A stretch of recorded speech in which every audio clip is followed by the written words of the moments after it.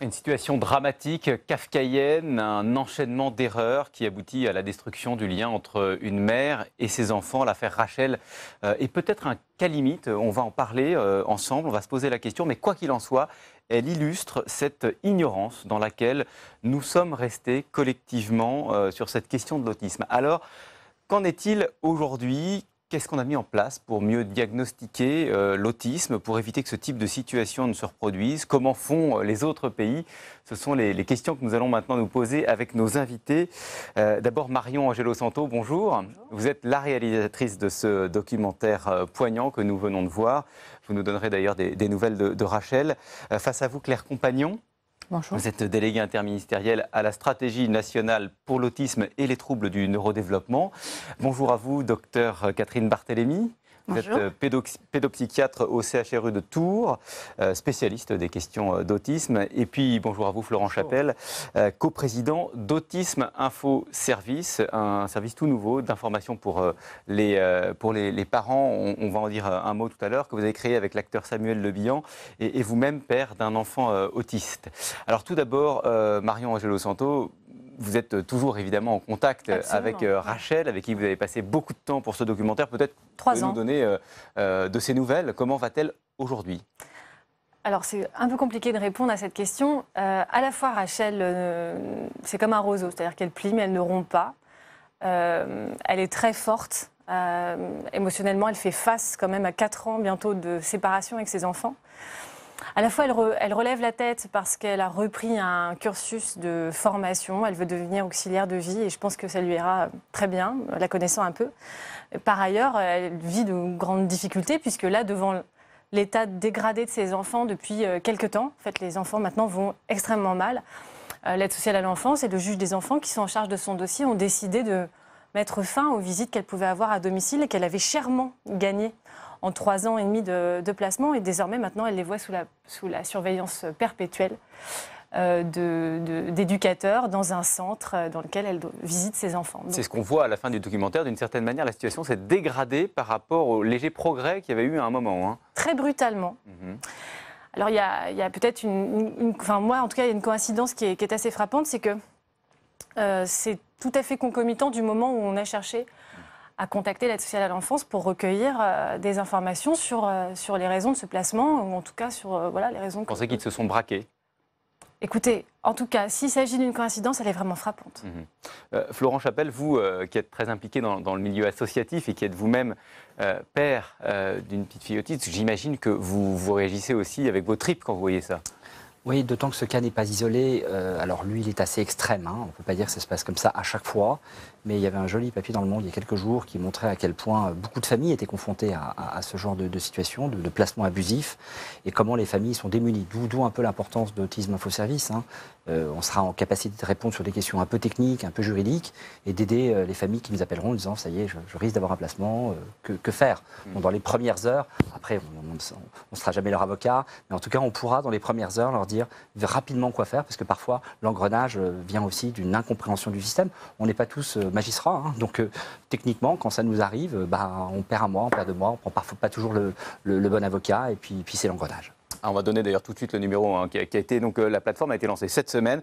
On donne le numéro 0800 71 40 40 pour donner donc toutes les informations à des familles qui peuvent être, on l'a vu, complètement démunies. Et on y reviendra. Claire Compagnon, ce n'est pas un cas isolé, nous dit Florent Chapelle, qui cite d'ailleurs un article du journal Le Monde effectivement cette semaine. C'est effectivement le cas selon vous ? Alors c'est difficile de vous répondre. On a un certain nombre de situations. Je suis régulièrement, pas très souvent, mais régulièrement interpellée par des situations, par des personnes, souvent des mères, qui font appel à nous. Alors on est interpellé quand on appelle dans le process qui peut conduire à une situation telle que celle que vit Madame Rachel Diaz, des informations préoccupantes. Dans notre système réglementaire et législatif, on a des dispositifs qui ont été mis en place pour protéger les enfants, notamment lorsqu'il y a des risques de maltraitance. Ça veut dire que vous avez des informations sur d'autres cas où la justice est saisie? Non, alors justement, c'est ce que j'essaye de vous expliquer.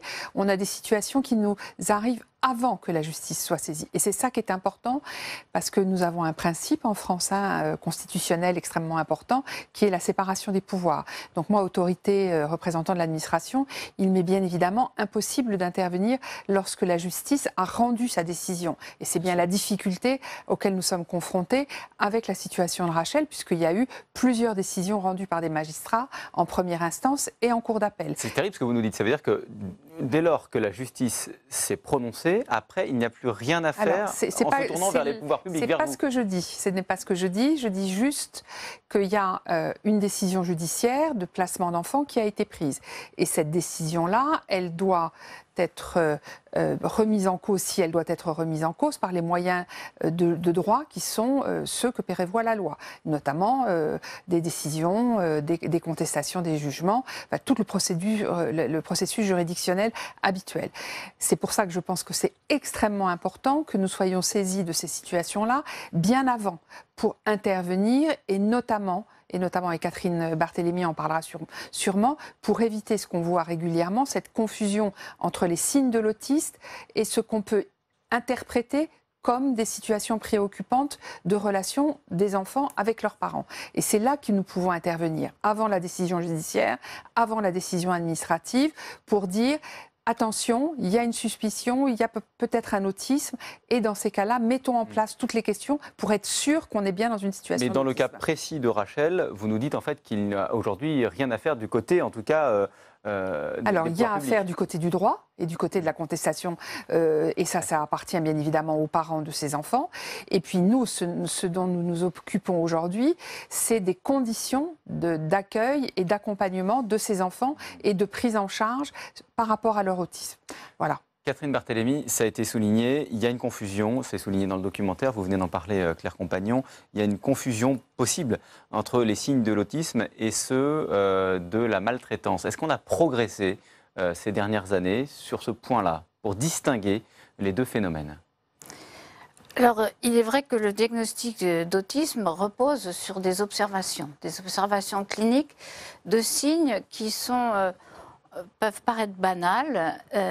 Par exemple, un enfant qui ne fait pas attention il ne se retourne pas quand on l'appelle, un enfant qui ne regarde pas dans les yeux son partenaire ou sa maman, un enfant qui s'agite inutilement et qui est, on va dire, insensible à la caresse, ou au contraire, qui réagit de manière assez paradoxal par rapport à des réactions affectives. Ça peut vouloir dire deux choses, en fait. Voilà. Alors, ces signes, hélas, pour le diagnostic, ne sont pas accompagnés, voyez, d'exploration biologique, de dosage urinaire, de dosage sanguin, de radiologie qui puissent confirmer le diagnostic. Donc, il y a souvent une confusion entre ces difficultés qu'a l'enfant de manière congénitale, à établir une relation affective avec quelqu'un de manière stable, et puis des réactions de certains enfants à une négligence de la part des parents ou au contraire à des maltraitances de la part des parents. Donc les cliniciens doivent être formés, les médecins, les équipes médicales doivent être formés à la reconnaissance de ce trouble, mais aussi à une très bonne connaissance des supports biologiques et corporels qui induisent ces troubles chez l'enfant. Mais à la place qui est la vôtre, est-ce que vous pensez que le cas de Rachel est un cas isolé, je disais un cas limite? Est-ce qu'il y en a d'autres? Bien sûr, c'est extrêmement fréquent. C'est extrêmement fréquent que les parents soient mis en cause dans le trouble de leur enfant, alors que le trouble, il est lié à des anomalies du développement de l'enfant. Donc, cette mise en cause des parents, elle aboutit à ce que le diagnostic qui est porté soit celui d'une réaction à un attachement anormal des parents à leur enfant. Et j'imagine en plus que ça peut, chez les parents, psychologiquement, déclencher une réaction en chaîne, c'est-à-dire qu'ils se sentent eux-mêmes mis en cause. Bien sûr, ce malentendu est à l'origine de situations absolument dramatiques où les parents sont mal écoutés, mal compris, et de ce fait se paniquent.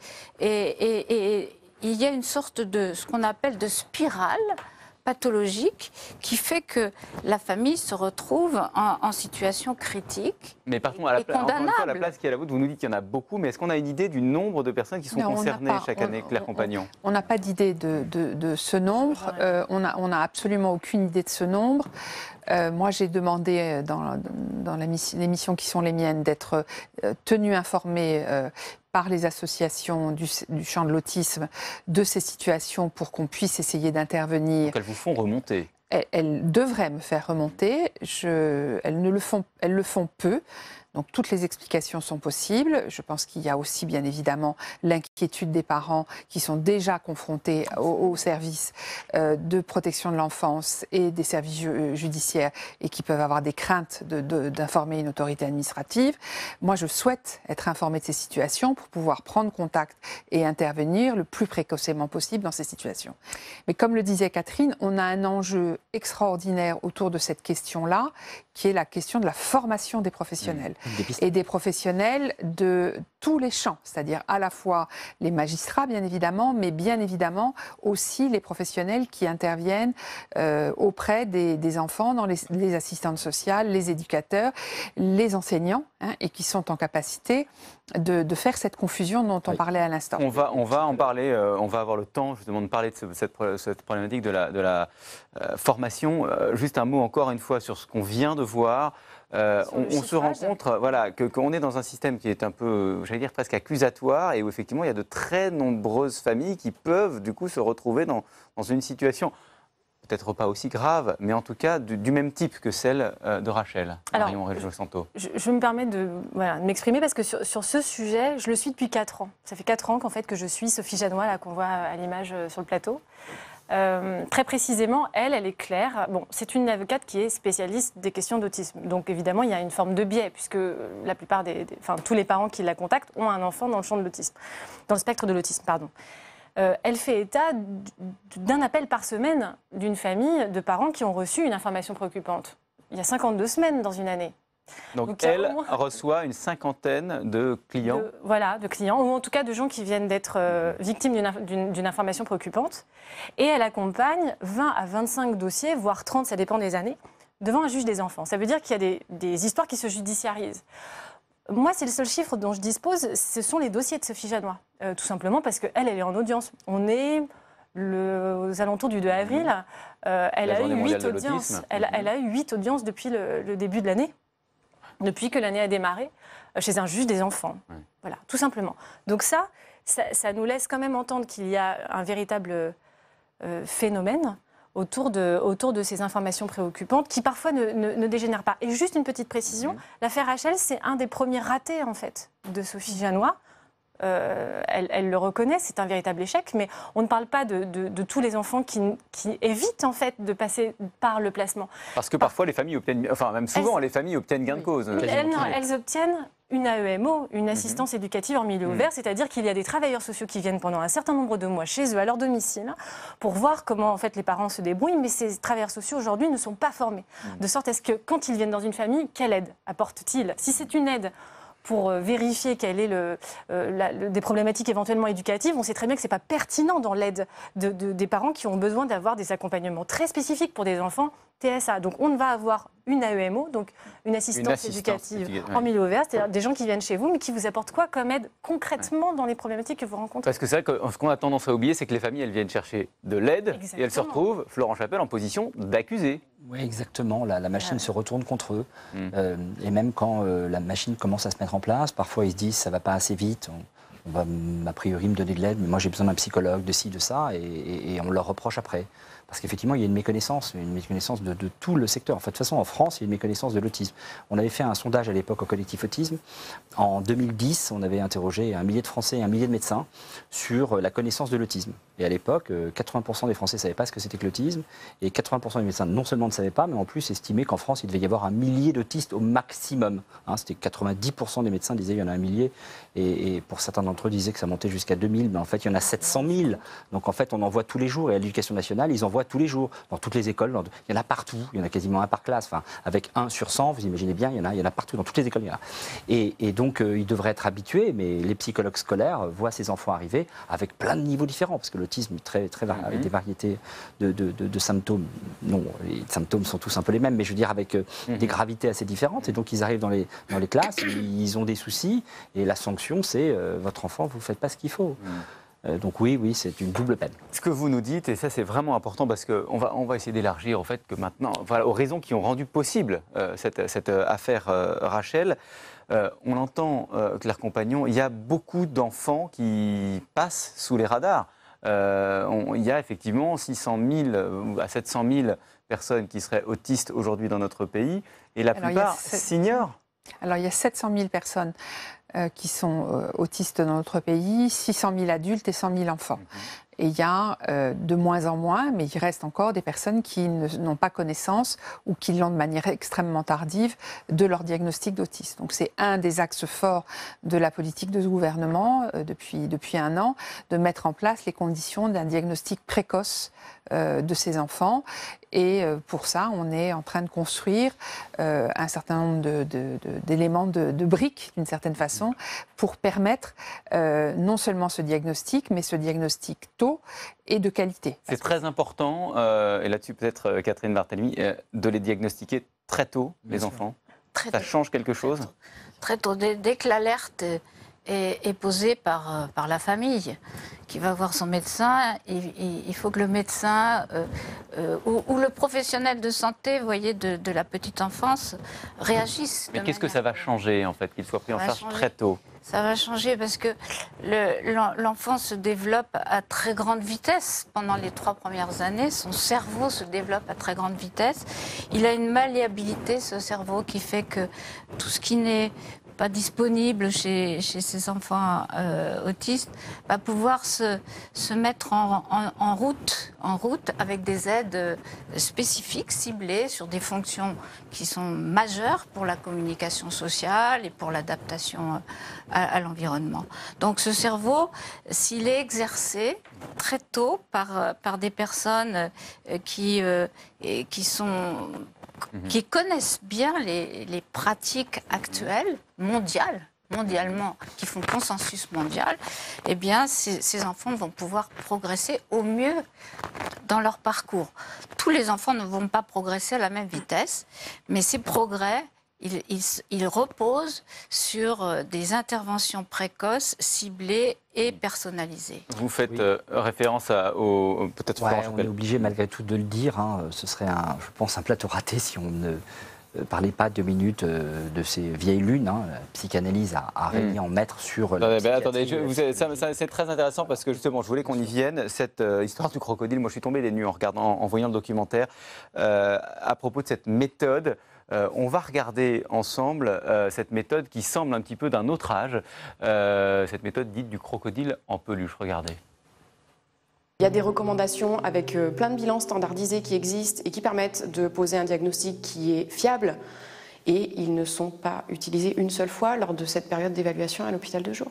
Et par contre, je vois un moment, et là pour moi ça a été, je me suis dit mais c'est pas possible, c'est le cliché total, ils lui sortent un crocodile en peluche. Si l'enfant met sa main dans la bouche du crocodile, c'est qu'il est autiste, et c'est la mère qui veut le manger, et il se laisse phagocyter par sa mère, et s'il tape sur la tête du crocodile, il s'affirme face à sa mère, et non, et tout va bien. Florent Chapelle, je vous redonne la parole, ça paraît pas très scientifique tout ça. Non, pas très. Non, parce que la psychanalyse repose sur peu de choses, voire rien en fait, même rien du tout. Donc voilà, on a eu des professionnels pas formés pendant 40 ans et aujourd'hui, voilà, on les a dans les hôpitaux. La plupart des CHU ont des chefs de service qui sont un peu sur cette ligne. Alors, je disais 89, mais il y a encore cela dans le Sophie En Robert. 1989, c'est la date à laquelle cette méthode a été mise en place, c'est ça? Ah non, pas du tout. Elle a été mise en place en 1910 par Freud, puis Bettelheim, puis Lacan, voilà. Ouais. Mais la méthode du crocodile, elle s'est installée je ne sais quand, mais en tout cas, on la retrouve encore dans des hôpitaux. À Lille, c'était encore pratiqué il y a un an ou deux. Au CHU, parce que vous parliez de CHU, mais au CHU de Tours où vous travaillez, Dr Barthélémy, c'est encore utilisé ou pas? Depuis 1978, vous voyez, on a commencé à dire que l'autisme, c'était lié au développement du cerveau. Vous voyez, donc la méthode du crocodile n'a jamais existé à Tours, tout simplement. Ouais. Et pourtant, on le voit dans le documentaire, Myriam Santos, ça a joué un rôle, en l'occurrence dans l'affaire Rachel. C'est tout à fait le test qu'on a fait passer imparable à l'enfant, au cadet de Rachel, en 2012. En 2012. Donc c'est-à-dire qu'en plus, dans ce dossier médical, il est écrit noir sur blanc que l'enfant ne peut pas être autiste. C'est parfaitement exclu dans les termes qui sont employés et tout l'intérêt de l'équipe médicale se porte vers la mère. Ouais. La mère exagère, la mère surhandicap. Attention, c'est un enfant qui regarde dans les yeux, qui joue avec les autres, qui répond aux adultes. Pour cette équipe médicale, ça ne peut pas être un enfant autiste. Donc ça dit la méconnaissance profonde de toute cette équipe qui comporte quand même un psychiatre, un psychologue, un orthophoniste, un ergothérapeute, pas un ergothérapeute, un psychomotricien. Voilà, c'est écrit noir sur blanc et test imparable. L'enfant n'a pas mis sa main dans la bouche du crocodile. Claire Compagnon, vous en parliez, vous l'évoquiez tout à l'heure, c'est peut-être le moment d'aller plus en profondeur sur cette question de la formation des professionnels. Alors, on a plusieurs choses. On a la question de la formation des professionnels, en formation initiale et en formation continue. C'est-à-dire qu'on a aujourd'hui, on dispose aujourd'hui de données prouvées scientifiquement, d'un point de vue international, pas simplement sur la situation française, qui montrent bien que les méthodes, un certain nombre de méthodes en matière d'autisme et d'accompagnement des enfants autistes sont pertinentes ou ne le sont pas. C'est des données qui sont connues et on a une situation en France particulière qui fait qu'un certain nombre de professionnels, de par leur formation et notamment des formations à tendance psychanalytique, ont cru et croient pour certains encore que la psychanalyse est une thérapeutique de l'autisme. Il faut dire de manière très claire, et je le dis à la place qui est la mienne aujourd'hui, que ce n'est pas une thérapeutique de l'autisme.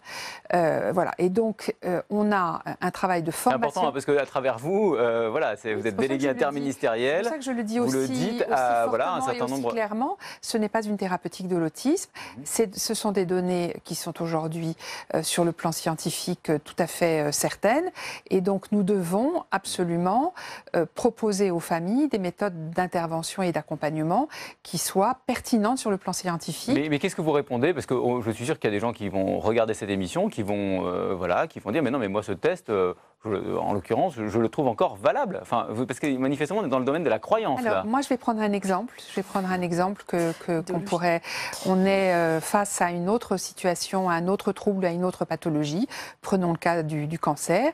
Est-ce qu'on va mettre en doute la nécessité de faire, dans un certain nombre de cas de cancer, des chimiothérapies ou de la radiothérapie ou de la chirurgie, par exemple, avec les méthodes qu'on connaît et qui sont validées? Donc, on a besoin de dire à ces professionnels, non seulement ce que vous mettez en place pour certains d'entre vous ce ne sont pas des méthodes pertinentes, mais il y a aujourd'hui des éléments de la science qui nous permettent de dire que d'autres méthodes le sont. Parce qu'il y a à la fois ces méthodes à tendance psychanalytique et il y a aussi la mise en cause des méthodes comportementales. Donc on a sur les deux aspects à travailler et c'est tout le sens du travail qu'on mène actuellement de réformer ce qu'on appelle les maquettes de formation initiale, c'est-à-dire tout l'encadrement des formations des professionnels, à la fois dans le champ de la santé, à la fois dans le champ éducatif, dans le champ du travail social. Vous voyez le ça chantier. Fait beaucoup de monde à former. C'est combien de personnes d'ailleurs? C'est des milliers de personnes. C'est des milliers de personnes. Alors toutes n'interviennent, c'est des milliers de personnes. Oui, mais qui chacune à leur place ont un rôle à un moment donné. Peuvent avoir un rôle dans la procédure. Dans le champ de l'autisme, absolument.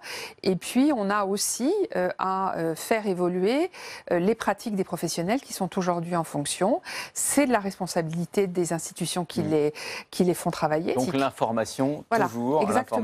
L'information. Je voudrais qu'on prenne un peu de recul, comme on le fait souvent dans Un Monde en Doc, en regardant une archive. Parce qu'évidemment, tous ces débats sur la question du diagnostic, ces débats ne sont pas nouveaux. Je vous propose de retourner 20 ans en arrière.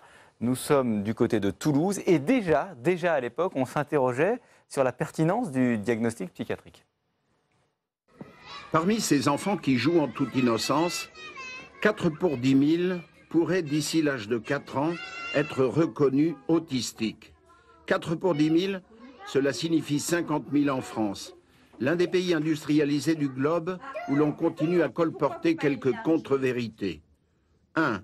L'autisme est une maladie avec laquelle on naît, mais dont les symptômes ne sont visibles qu'entre 1 et 4 ans.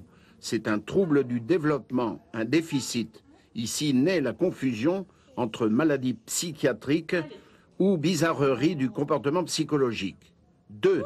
Les parents, souvent la mère, étaient mis en cause. On affirme aujourd'hui qu'il n'en est rien. On va maintenant vers la découverte de dysfonctionnements au niveau cérébral qui, bien sûr, font de l'enfant autistique non pas un enfant qui refuse de communiquer, mais un enfant qui est en difficulté de communication à cause de ses déficits cérébraux. Catherine Barthélémy, c'est incroyable. C'était il y a 30 ans et on a l'impression qu'on en est au même point dans le débat. Non, les progrès sont tangibles. C'est vrai que la science, la connaissance du fonctionnement du cerveau, du développement du cerveau avant la naissance, au moment de la naissance, nous ont apporté beaucoup. Et donc, il y a une sorte de clivage, je veux dire, technique qui n'est plus supportable. Je veux dire, des médecins en responsabilité de diagnostic en 2019 ne peuvent plus ignorer les connaissances qui vont nourrir leur diagnostic et leur pratique. Et notamment, la grande nouveauté quand même de ces dernières années, ce sont les neurosciences. Absolument. Et ça, qu'est-ce qu'elles ont apporté? Absolument. Elles ont permis de comprendre comment des réactions particulière de ces enfants et de ces personnes tout au long de la vie étaient liées à des anomalies du réglage de réseaux nerveux à l'intérieur du cerveau. Mais pour le diagnostic, par exemple, précoce, toujours, elles aident les médecins à établir un diagnostic? Alors, il y a des équipes qui sont vraiment au travail dans le monde entier et en France pour essayer de détecter des petits signes qui sont mesurables. Par exemple, l'orientation du regard vers la personne à qui on s'adresse dès le tout jeune âge ça se mesure, le temps de regard. Il y a des réponses au niveau cérébral qui sont mesurables par des méthodes très simples. On met un petit bonnet et puis on capte les réponses électriques des cellules du cerveau et on s'aperçoit qu'il y a vraiment une hyper réaction à des stimulations auditives, visuelles, etc., qui créent un mal-être, des sensations très particulières chez ces enfants. Florent Chapelle, on dit souvent que la France est très en retard sur ces questions, notamment du diagnostic. C'est le cas? Oui, alors dans d'autres pays, on diagnostique à 18 mois. En France, je crois que la moyenne est à 5 ans, entre 5 et 6. On était à 7 ans, je le précise, on était à 7 ans en 2012. Pardon ? Quand les professionnels ne sont pas formés, on arrive à l'hôpital et on tombe sur des professionnels qui continuent à vous dire que c'est de la faute de la mère, qui vous renvoie chez vous, et puis vous y retournez 6 mois plus tard, vous allez voir un psychologue qui ne comprend rien. Moi, je suis allé voir 3 pédiatres, 2 psychologues avant d'avoir le début d'un diagnostic. Ce que racontent les familles, très clairement, dans les travaux qu'on a menés ces derniers mois pour mettre en place ce forfait précoce, c'est la non-écoute de leur perception que quelque chose ne va pas. Les mères disent très clairement, je sens bien que celui-là n'a pas les mêmes comportements que mon premier enfant, par exemple. Ou je sens bien qu'il y a quelque chose qui ne va pas. Il ne parle pas, il ne regarde pas, il ne change pas de position, il ne passe pas de la position assise à la position debout. Donc il faut qu'on outille, et c'est là aussi le travail qu'on est en train de faire, qu'on outille ces médecins généralistes et ces pédiatres qui, de fait, dans leur activité, ne vont pas nécessairement recevoir en consultation beaucoup d'enfants autistes, de leur dire, voilà, qu'est-ce que c'est que le développement normal d'un enfant et quels sont les écarts que vous devez regarder sur ces problèmes de développement. Et on voit bien que même sur les questions de développement normaux des enfants, parfois il manque de connaissances. Et donc, bien évidemment, quand on n'a pas ces éléments de connaissance, c'est difficile de mesurer les écarts. Et là, on est en train ça va être diffusé dans les semaines qui viennent, de préparer des outils d'alerte, y compris sur des formats numériques, pour dire, voilà, quand il y a tel ou tel signe qui n'existe pas, ou telle référence qui n'existe pas dans le comportement d'un enfant, ça doit tout de suite clignoter dans l'esprit du professionnel, et on va aller dans l'exercice qu'on est en train de faire dans ces outils, on mettra des clignotants orange ou rouge. Et s'il y a 2 clignotants orange, eh bien, ça veut dire qu'il faut l'adresser à un spécialiste. Voilà. Et encore faut-il que ces spécialistes soient disponibles, parce qu'il faut toujours beaucoup de temps pour obtenir parfois des consultations. Vous avez raison, les délais sont encore très importants, et c'est pour ça justement qu'une des dispositions importantes que nous mettons en place, c'est d'augmenter le potentiel et le nombre de professionnels qui vont pouvoir intervenir dans ce champ-là. Alors on en vient justement à, une fois que la recherche, le dépistage sont passés, à la prise en charge des familles. Et là, justement, là encore, on l'a vu, les familles, elles sont démunies. Marie-Angèle Santo, dans le cas de Rachel, évidemment, mais là encore, beaucoup de familles se retrouvent en difficulté pour obtenir un rendez-vous, pour voir le bon professionnel, pas trop loin de chez elle. Vous imaginez, Rachel, elle habite à Saint-Marcelin, en Isère. Elle est allée au centre médico-psychologique du coin, où elle est tombée sur des professionnels qui ne posent pas de diagnostic d'autisme et qui ne font pas la démarche d'adresser un enfant qui présente ces troubles du spectre de l'autisme à des spécialistes. Quand je parle de spécialistes, je pense au centre ressources autisme. Il y en a un par région, ou peut-être un peu plus qu'un par région. Plus que ça. Plus que, bon. Ça veut dire qu'il faut en moyenne quand même faire quelques dizaines, voire centaines de kilomètres pour... Pas centaines de kilomètres, mais il faut faire des dizaines de kilomètres. Et toujours est-il que, par exemple, pour Rachel, elle n'a su, mais on parle aussi elle a su ça il y a plusieurs années, elle a dû se tourner vers des psychologues libéraux qui se trouvaient à proximité de chez elle, mais c'était presque une chance en réalité qu'elle ait dans son département quelqu'un qui avait fait la démarche, parce que c'était ce psychologue avait fait la démarche individuellement de se former pour accompagner ces enfants-là. Et donc voilà, c'est une démarche libérale qui coûte très cher aux parents. Parfois, ils ont des prises en charge, des prestations compensatoires qui ne leur permettent pas tout à fait de couvrir les coûts. Il me semble, sans dire trop de bêtises, que ça peut aller jusqu'à 2 000 € par mois de prise en charge. Le reste à charge est souvent important. Le reste à charge est énorme. Vous imaginez, Rachel, c'est quand même quelqu'un qui, par exemple, qui ne travaille pas du fait aussi de son handicap. Vous imaginez comment c'est compliqué de mettre ça en place. 2 000 € par mois pour la prise en charge, de reste à charge, pour un enfant autiste. On ne va pas rentrer dans les détails, c'est un poil plus compliqué que ça. On ne peut pas dire 2 000 tout à fait, mais oui, disons que sur un SMIC plus 15 pour une quarantaine d'heures par semaine, on se retrouve de reste à charge, grosso modo 1 500 €, 1 000 à 1 500 €. Quand on a tout déduit, déduction fiscale, etc. Mais il y a 100 000 enfants qui sont concernés.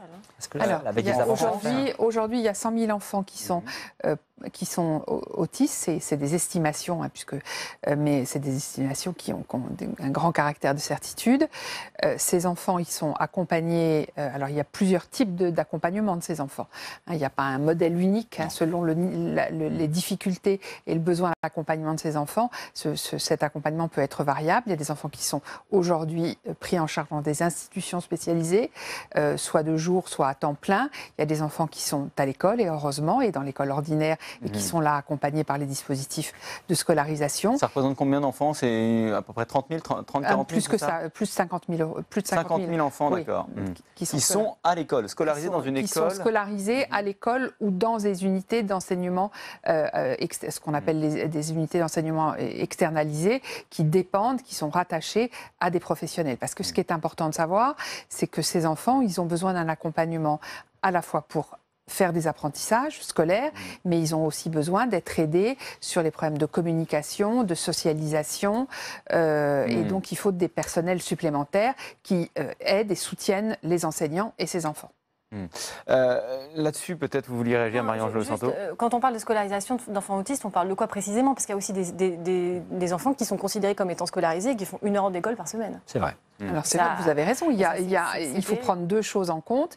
Il faut prendre le nombre d'enfants qui sont aujourd'hui scolarisés et la durée effective de scolarisation. Et on a bien montré, l'IGAS a bien montré dans le rapport qu'elle avait fait sur l'évaluation du 3e plan, que cette durée de scolarisation reste faible. Mais ça, c'est des choses qu'on est en train de transformer, et notamment en développant des unités spécialisées pour les enfants présentant le plus grand nombre de troubles. Et ça, on le fait dès la maternelle. Aujourd'hui, il y a en France une centaine d'unités d'enseignement pour les enfants en maternelle spécialisées pour les enfants autistes, et on va en ouvrir 180 dans les 3 ans qui viennent. Il y en a 30 nouvelles qui ouvriront à la rentrée de septembre. Et sur le nombre d'heures d'accompagnement, c'est vrai que ça pose problème parce que la HAS a été très claire, donc la Haute Autorité de Santé, en 2012, elle a dit 25 heures minimum d'accompagnement. Donc quand un enfant, une mère m'appelle et me dit « bon, je suis super contente, j'ai 5 heures d'accompagnement », elle habite je ne sais où dans le Poitou, je ne vais pas lui dire « arrêtez, c'est très bien, c'est un bon début ».